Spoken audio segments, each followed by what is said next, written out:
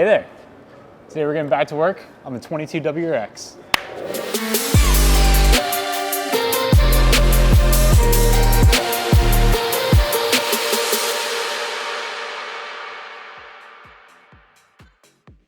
If you've been following along, you'll know that the last episode we had the car up at JM Automotive on the dyno testing the JB4 tuner. We ran into a couple issues pertaining to fueling mostly, but I have found some solutions. So we're gonna be heading back to the dyno today to test out those solutions, see if they actually fix for us. Since that last episode, Cobb has actually released the Accessport for the 22, and we picked one of those up as well. So once we're finished up with the JB4, we're gonna take those numbers, but then we're also gonna throw the Accessport on the car and compare kind of the stage 1 base map that they include here to the numbers we were getting to the JB4 and compare that back to the stock numbers that we had from before. Now, if you're not familiar with what the Cobb Accessport is, it's an all-in-one tuning platform for Subarus, but they also make them for like Mazda Speed, Nissan, BMW, Porsche, all sorts of cars. But these are really slick. Everything is just plug and play. You marry it, plug it into your OBD2 port on the car. And these come with like stage maps that you can use. So right now there's a stage 1 map for these, which you just flash it, adds power, and then you just select your fuel type. So 91 octane, 93 octane. And I believe they also just unlocked or released the Pro Tuner software. So tuners can actually get into these cars now and start tuning them. So that's something I don't think we're gonna get to in this video, but we might have Devin take a look and see if there's anything he can change for us to squeeze out a little bit more power. Now, with the Accessports, you hear me mentioning our tuner, Devin. There are Pro Tuners and Cobb certified tuners all over the world. So I guarantee if you're interested in doing something similar to this, but you want to get a custom tune, you can find a tuner local to you, or you can do e-tuning where they can just send you a map that you can upload yourself through your laptop and then data log and get revisions that way. Other cool features of the Accessport, if you don't know, there's live gauges. You can have up to 6 gauges showing engine diagnostics like boost, coolant temperature, oil pressure, oil temp, stuff like that. Any parameter within the ECU can be viewed on here. If you haven't seen an Accessport before, this is what it looks like. This is the Accessport version 3. I think these ones have been out for about 10 years. Got your USB on the side so you can plug into your computer, and then your OBD2 cable plug there so this can plug into your car. So this is a V3. I've got a V2 right here, which is the older version. Kind of looks like a toy in comparison.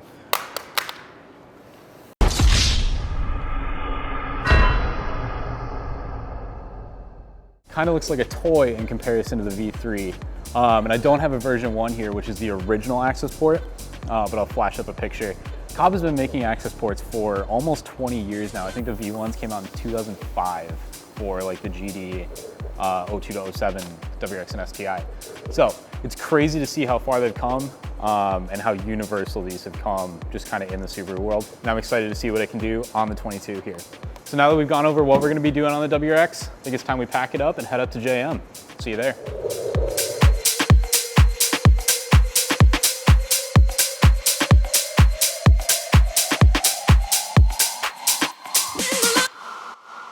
So we just pulled up to JM Auto here. Devin's gonna get the car loaded onto the dyno, but Corey had something he wanted to show off here. I was showing you the V2 and the V3 Accessports earlier. Look at this dinosaur. Look at that. So this is a V1 Accessport released all the way back in 2005. Did we even know how to do computers in 2005? I don't think I could talk in 2005. I think I was fresh out of the womb at that point. They kind of maintain the same design aesthetic. They just put a giant screen on the V3 instead. Kind of, yeah. I guess the other one's in the car, so I can't compare it, but yeah. Cool to see, though, how far it's come. All right, so Devin is getting the car all set up on the dyno here, strapped down and whatnot. We're gonna make a couple pulls with the good old JB4, using the fixes that we had and see if we get better performance out of it. After that, we're gonna move on to the Accessport. We'll get that married, we'll get it all set up, and then we'll just make some pulls on that base map, and then we might try out a little bit of E85 blend today. I guess one other thing I failed to mention earlier, but you may notice something looking a little different with the car. There we go. We got all intact. Black Arrow, and yes, it's intact. I might have scraped a little bit on the way here. Well, you got to break it in. Don't let Art drive. Yes, we cannot let Art drive this car. Got the full new lip, side skirts, and we actually have the matching OEM rear spats now too. So it's looking really nice. The pink was a lot. I think it it's really cleaned up a lot. Yeah. All right, we're gonna let Devin finish up here and we'll start making some pulls. We've got the car all set up on the dyno here. We just kind of want to talk a little bit about what this car is, kind of the new platform, and then get your thoughts, Devin, about what do you think potential is for these? Yeah, I mean, it seems like a pretty capable platform already out of the gate. I've seen a few companies that have been pushing the stock engines really hard. And with the Accesstuner software just coming out now, I imagine it's just gonna go crazy from here with the ethanol and everything like that. You're making lots of power. Compared to like a VA, like a 2015 to 21 WRX, how do you think these are gonna compare? I think they're gonna do probably better. Like I said, the 2.4 engine, in the past, we've seen some pretty big power come out of the stock engines on them. So being able to push the stock engine, you know, maybe throw a different transmission in there, you really can go pretty fast on it. Cool.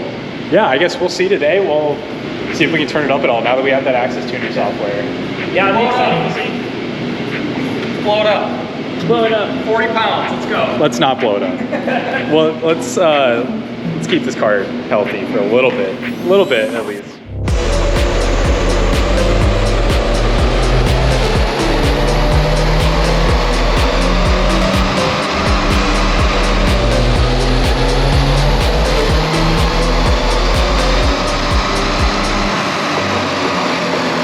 All right, so we just did a few more pulls in the JB4 and it's looking better. Yeah. I'd say we made very comparable power. I think last time we were out, we made 245 and a half. This time the top we saw was 240, but that could just be difference in the day, difference in weather, anything like that. But the big important thing we saw is, so this blue line is our AFR from the last time we were here. And as I recall, it was pretty lean. Yeah, pretty lean for an EJ or an FA engine. Yeah, but the red and the green here, those are our new pulls today. And it's richer. It's richer, yeah. What you did in the adjustments seemed to make it richer. And it likes it better because the power just kind of holds smoothly instead of getting that severe drop off like we were getting last time. So it definitely liked the adjustment that you made. Yeah, so I'm gonna say that's pretty good on the JB4. Maybe a couple more tweaks and it can make good power, but I think we're gonna go ahead, we're gonna switch over to the Accessport now and see how that stacks up. Yeah. So we got the Accessport, Devin's getting it plugged in here. Super simple to install these. You just plug in the OBD2 cable down here. It's really dark, you can't see it. Then plug it into the Accessport, and then you pretty much just follow the directions on screen. Just click in, yes, yes, yes. Turn your car on, off. Yes, yes, whatever. Super easy installation. You just wait for it to flash. It can sometimes take 5-10 minutes the first time. But decidedly less install than the JB4. So yeah, you don't have to plug in a bunch of stuff in your engine bay. But a con is that it'll flash to your ECU. So whereas the JB4 was a piggyback that altered the signals going into your stock ECU to make it look like it was stock, this actually does change the map on the ECU, so that will be known to dealers and such. So. Yeah, dealers can see that. They can deny warranty claims if they see that.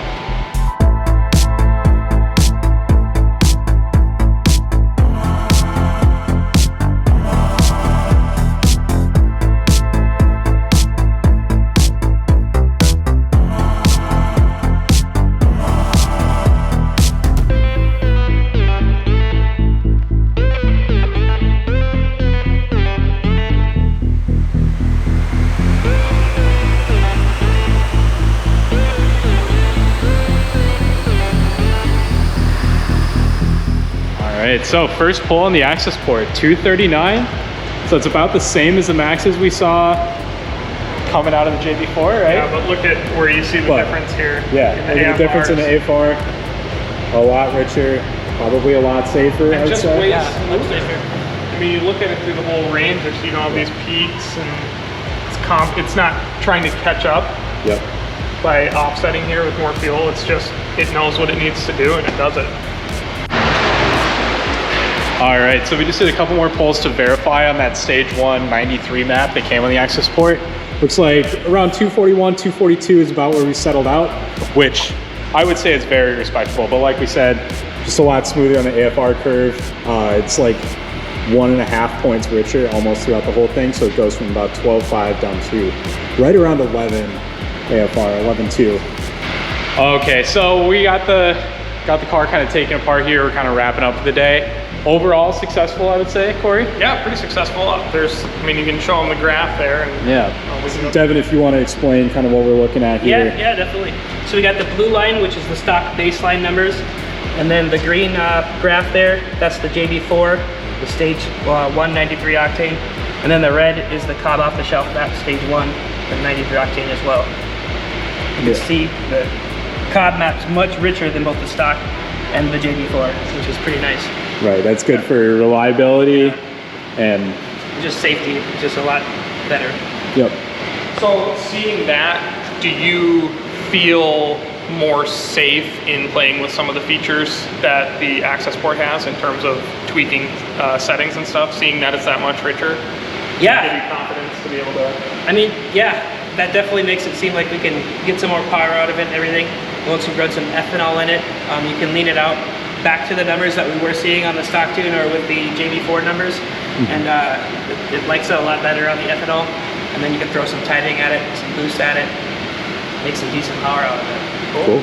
Well, I think we'll definitely have to just drop the car off here for a couple days and you can play around with it and get more familiar, because that was another thing you were running into, kind of getting into the custom tuning. He tried to play around with some stuff, but it's a completely different ECU, completely different setup with the tuning software, so it's going to take some getting used to. Just not enough time, yeah. Get a couple days on here, play with everything and see all the new features and stuff like that on the new ECU, and we should be able to pick up some good power with it. Cool. Well, I think with that, we're going to head back to the shop, back to GrimmSpeed here. And all right, so I'm back here at the shop now, actually with our STI, or 2020. The WRX is not here right now. It's actually back up at JM with Devin. We decided to drop it off for the week so he can play around with it on the dyno, get familiar with the ECU, and maybe get a little bit more power out of it. But overall, I think our dyno session there went very well. It was encouraging to see the Accessport perform very well compared to, well, the stock tune and the JB4. And that's kind of what I wanted to talk about. The JB4, it's not a bad unit. It certainly has potential. It's not as off the shelf as, say, an Accessport would be with the base maps that are included on there. They are exactly that. They're base maps. They need to be iterated on in order to get the best reliability and performance out of it. You can take data logs, send them over to Burger Tuning. They'll send you revisions. That's not something we ever pursue. We just kind of ran out of time, and then the Accessport came out, and that's our preferred tuning method. But as far as comparisons go between the two, capability-wise, the Accessport does offer a little bit more just in terms of actually controlling the ECU instead of just piggybacking. Things like launch control, I know will be coming. Don't think it's available quite yet, but I'm sure they'll have that available soon.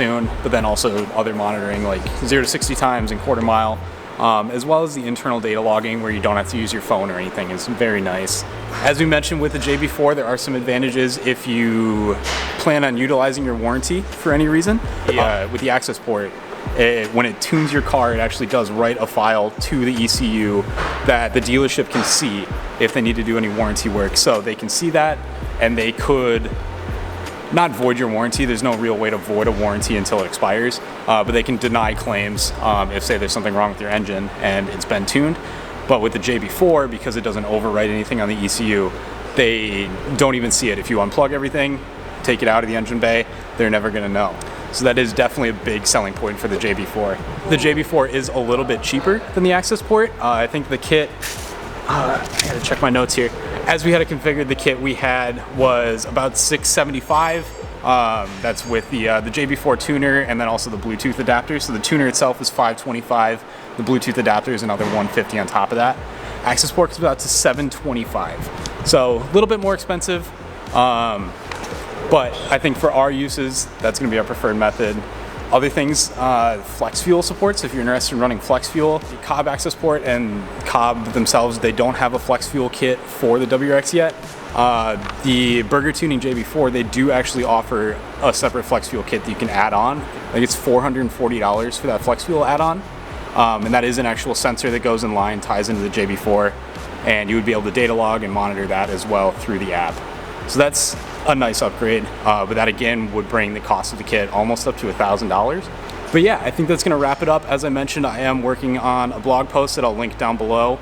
You can go over there, look at all the dyno graphs and everything. I'll have it all compiled there along with our thoughts, kind of wrapping everything up. But yes, thank you so much for watching. Hopefully this kind of helps you decide which way you want to go tuning your 22. If you have any questions, obviously comment them down below.